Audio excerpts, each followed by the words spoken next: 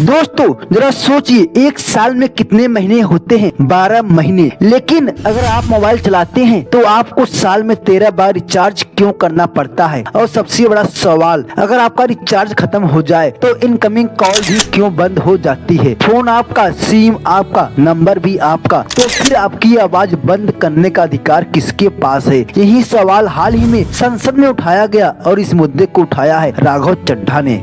Telecom operator का 28 दिन का मंथली रिचार्ज, साल में सर महीने 12 होते हैं, लेकिन 28 दिन की रिचार्ज के माध्यम से 13 टाइम्स रिचार्ज कराना पड़ता है। कैसे सर? 28 दिन into 13 times is equal to 364 days. ये एक बड़ी क्लेवर स्ट्रैटेजी है जिसके चलते आपको फीलिंग 30 दिन की देते हैं, लेकिन आपसे डीलिंग 28 दिन की करते हैं।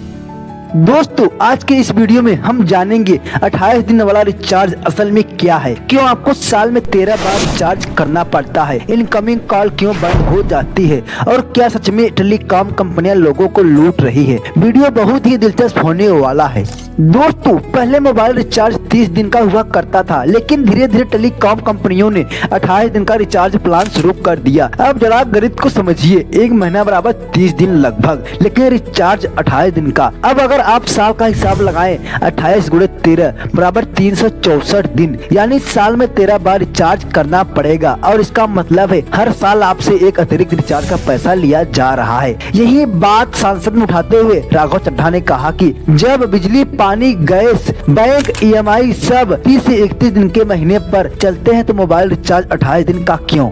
दोस्तों अब दूसरा सबसे बड़ा सवाल, अब रिचार्ज खत्म हो जाता है तो इनकमिंग कॉल भी बंद क्यों हो जाती है? आमतौर पर होता है क्या, रिचार्ज खत्म, आउटगोइंग बंद, कुछ समय बाद इनकमिंग भी बंद। लेकिन समस्या यहाँ से शुरू होती है, क्योंकि आज मोबाइल नंबर सिर्फ कॉल करने का साधन नहीं है। आज मोबाइल नंबर जुड़ा है बैंक OTP से, UPI पेमेंट से, आधार वेरिफिकेशन से, ट्रेन टिकट से, नौकरी के कॉल से। अगर इनकमिंग बंद हो जाए तो इंसान पूरी तरह डिजिटल दुनिया से कट जाता है।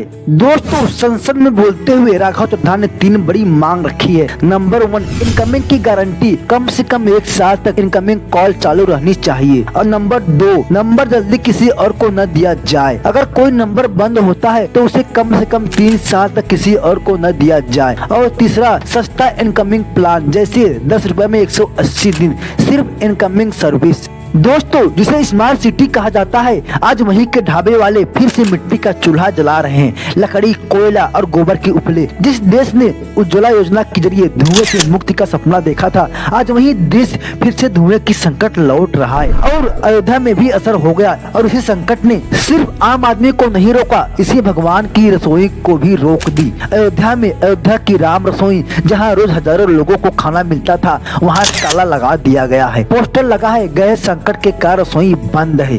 तो दोस्तों सोचिए, अगर भगवान की रसोई बंद हो सकती है तो आम आदमी की हालात क्या होगी? सबसे बड़ा सवाल, अब सवाल यह नहीं है कि जंग किसने शुरू की, सवाल यह है क्या भारत ऐसे बड़े देश को एक हफ्ते की सप्लाई टूटने पर, ऐसे घुटने पर आ जाए? और भारत 140 करोड़ लोगों का देश है। हम दुनिया की सबसे तेजी से बढ़ती अर्थव्यवस्था बनने का दावा करते हैं, लेकिन जब गैस एजेंसी के बाहर लंबी कतारें दिखती हैं तो चमकता भारत नहीं दिखता। दिखता है एक बेबस हिंदुस्तान जो अपने दिहाड़ी छोड़कर एक सिलेंडर के लिए धूप में खड़ा है। और शायद इसलिए आज हिंदुस्तान की सबसे बड़ी पहचान ना आधार कार्ड है, ना पैन कार्ड, बल्कि कतार। और हम सब उस कतार में खड़े हैं। मुस्कुराते रहिए क्योंकि आप हिंदुस्तान में है। और अगर ये वीडियो आपको पसंद आए तो इस वीडियो को लाइक और हमारे चैनल को सब्सक्राइब करना मत भूलना। मिलते हैं अगले वीडियो में, तब तक के लिए जय हिंद।